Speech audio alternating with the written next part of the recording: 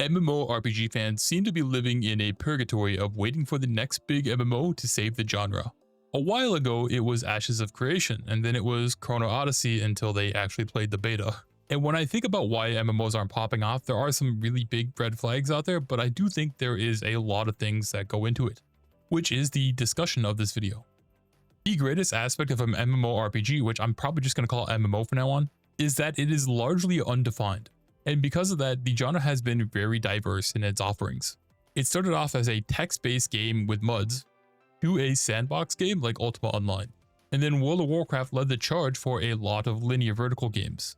And somehow now we have a gacha game like the OG Tower Fantasy labeled as an MMO on Steam. Now, as stated, an MMO can be various things. Linear, sandbox, vertical, horizontal, profession-heavy, PvE, PvP-focused, world content, instance content, faction identity, general character identity with cosmetics, housing systems, and the list really goes on, and all these have their own subdivisions. And in turn, this has given every MMO their own sense of identity.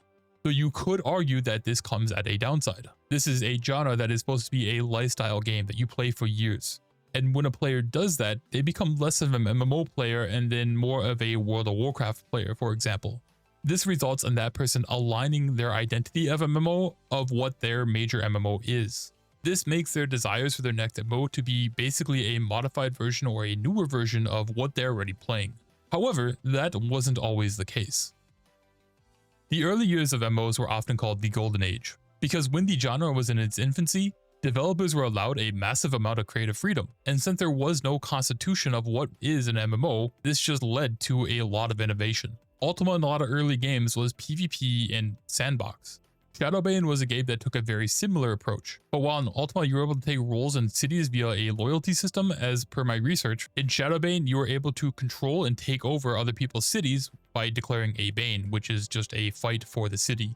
MapleStory went with a 2D side-scroller, while in Eve you were actually a ship in space. And then post World of Warcraft, everybody went for this linear quest-based system. Warhammer took a lot from it, but they also added public quest, things that in the world anybody can just actively participate in. This was a major part of another game called Rift, but in Rift you could also combine 3 different classes, something Guild Wars actually did prior to them, but they were only doing 2 classes. And so more and more features and concepts kept on getting added to the genre. In the modern age, however, innovation has basically been abandoned. You could argue that an auto battler is kind of an innovation, but you could cynically also say that this is just their way to combat bots by making everybody able to bot too. One of the closest attempts at standing out would actually be a game I mentioned earlier, Chrono Odyssey, which to sum up, it's MMORPG and then MMORPG with Souls-like combat, which I don't know, I think this is a bit late. I think even a lot of the Souls gamers are a little bit Souls fatigued at this point. But that aside, everything about that first beta combat was worse than the original Souls in the mid-2000s. And I would say that is the peak of an MMO trying to stand out in modern day. The most common type of review you see on newer MMOs is that it is just generic and forgettable. And the sad truth is developers have no reason to change this model because financially, it's working. Now, some stats I have come across lately. 93% of Gen Alpha prefers mobile gaming, and even with millennials, it is rising to 32%. In 2024, 58% of PC revenue was MTX. And in 2023, 82% of gamers purchased microtransactions in a free-to-play game, and 62% of adults are gamers. When it comes to profit, mobile is king. Just look at gacha revenue alone. And then we see games like Lost Ark, which have lost over 99% of their player base, still gets into the top 10 of revenue for Steam when they release a new wave of microtransactions. All it really takes is a small dedicated groups of major whales to completely invalidate appealing to the masses and having just a bunch of people spending a small bit of money. This is why a lot of the newer games you don't see subscription based anymore. And even with games with subscription, I'm looking at you, World of Warcraft, Final Fantasy, they're still loaded with microtransactions. And because of this, MMOs have been adopting more and more this mobile design. Now, I want to clarify that the genre has been slowly changing before the mobile craze. I would say it's really changed in 3 major aspects that have really just shaped the genre itself. The first being one of the major arguing points you see people talk about if a game is in fact an MMO or not. This being the amount of players that are together interacting with one another. Over time, this number has been going down more and more. Even from the start, we had to separate players by region and then by server. And then from there, games felt like that wasn't enough because there's still lag and performance issues, so they started doing things like channels and then layers. To avoid any of that issues altogether, a lot of games have been going towards smaller fields that only limit 16, 32, or 64 players. Taking that one step further, there are a lot of games that just really focus on instance-based content, which means you're only going to be seeing your party or your raid. This makes a massive multiplayer online role-playing game not feel so massive anymore, and that is why people like to argue what is or isn't because of that major word right there, massive. This also takes a hit on the social aspects of the game as well. But what people point their hand at most is going to be things like World of Warcraft adding the party finder system. Initially, you would have to look for a party, communicate with other people, decide what you want to do the final composition, decide who's running to the stone, summon people, and then you would usually communicate and cooperate through the dungeon because you didn't just go through all that work for nothing. You want to get the clear. When all of that gets replaced by just pressing a button and loading in, things are going to be a bit different. You're going to see people treating the rest of their party like NPCs, AFKing, wiping the party on purpose, and in the worst case scenario, they get kicked from the party, they leave the party, they go take a shit or goon for the next 15 minutes while they wait out the timer, and then they hit the button again and go in. Though a good thing is that this stuff is usually cross-server. That means if you make friends on different servers, you can actually still play some of the content with them. In that regard, it does add to social aspects. And of course, the rise of monetization. This happened long before games started going mobile. In fact, these free-to-play hyper-monetized games were probably the inspiration for a lot of mobile games. Back in the golden age of the West, if you wanted to play 18 hours a day on the same character and juice that character, you could. Nowadays, however, most MMOs, yeah right. Stamina and limited entries have just become a normalized practice in MMOs now. Now, stamina became pretty popular in the East pretty early. There was a lot of fight back towards it, which most games end up going towards limited entry, which is pretty much the exact same thing, but people fall for it. And it is all the important things that are extremely time gated. And so when you're done with your hours worth of playtime and you want to progress, you have two options. The first option is, of course, to swipe. The second option is to make alts, which can end up being a big gamble because you already have daily repetitive content and now you're incentivizing people to do it again on more characters. More often than not, this leads to burnout. And so there has been a loss of freedom when it comes to grinding and how you play the game because it's in your best interest to just do these hyper rewarding limited activities. And anything grindable is so pointless that it would be stupid not to make it alt and just play that instead. And so with mobile, these aspects were further intensified. The main focus for a lot of these games is to look visually appealing for their ads. And then after that, everything else is basically compromised. Expect the world and the game to be smaller scale. Expect things to be more dungeon-based, instance-based. If there's an open world, guess what? It's probably just going to be filled with people running on autoplay. The entire game design is going to be about smaller content because mobile design is about something that you can just pull out and play while you're on, say, public transportation. The average runtime on a dungeon when I played Crystal of Atlan was probably like 3 minutes. And that's by being a little generous. Complexity also takes a hit.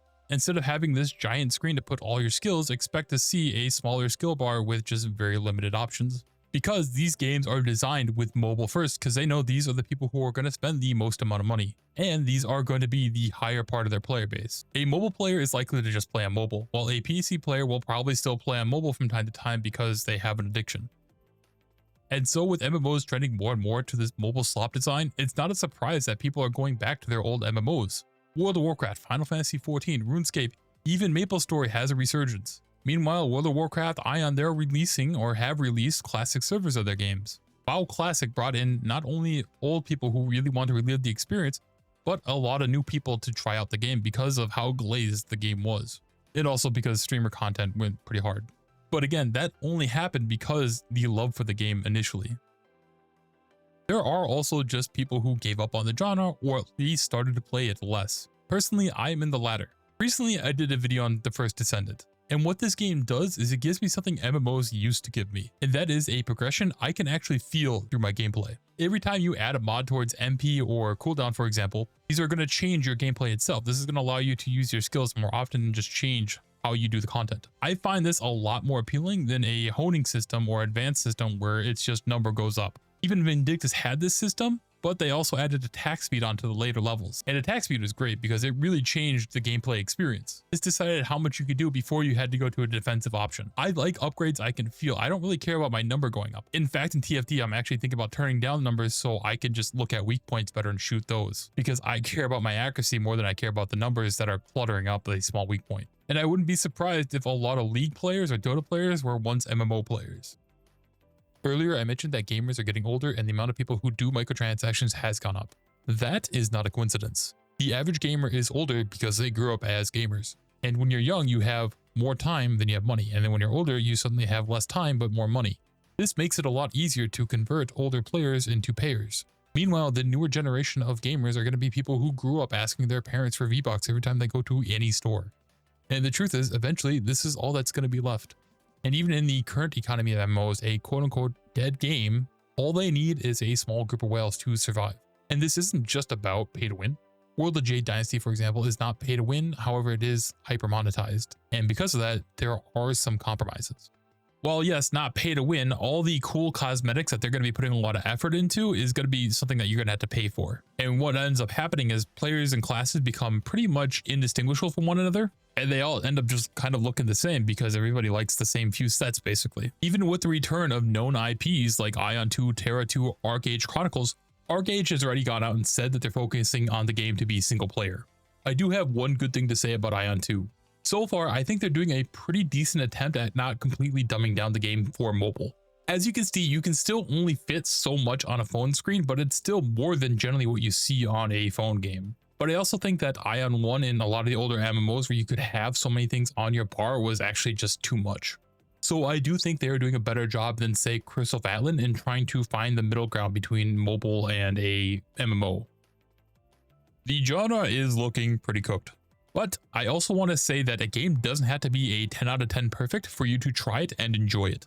I try out new MMOs just because I want to experience it. Blue Protocol, for example, it's a game I wasn't excited for, but I was happy to try the beta. I am glad that an MMO is trying to take this anime aesthetic that people really want. And I actually had a pretty decent time with the game. Am I concerned about the monetization of the game? Absolutely. But that doesn't stop me from trying the game and just forming my own opinion of it myself. I am perfectly fine with having fun with the game for a few months and then just moving on. And I think people are just too focused thinking that this game has to be their one game for the rest of their life. But to end this video, if you are looking for that classic MMO experience, I'm sorry to say, you're going to have to go back to an older game. Simply put, you are no longer the target audience. And if you're just dead set on playing a newer game, you're going to have to make some compromises because this is what the genre has become. Until they stop getting money, these developers and the genre itself has no reason to change. At the end of the day, a lot of these design choices in these games are all about monetization at its core. Most things are designed to lead you to the in-game store. And in this process, the genre has lost a lot of what made it special. And a lot of these games just feel soulless. And it is sad, but unfortunately, that's just where we're at. But that's to me why it is so hard to find that MMO these days. But I also do think that people expect too much of the game these days, so it's pretty hard. Default really is on everyone.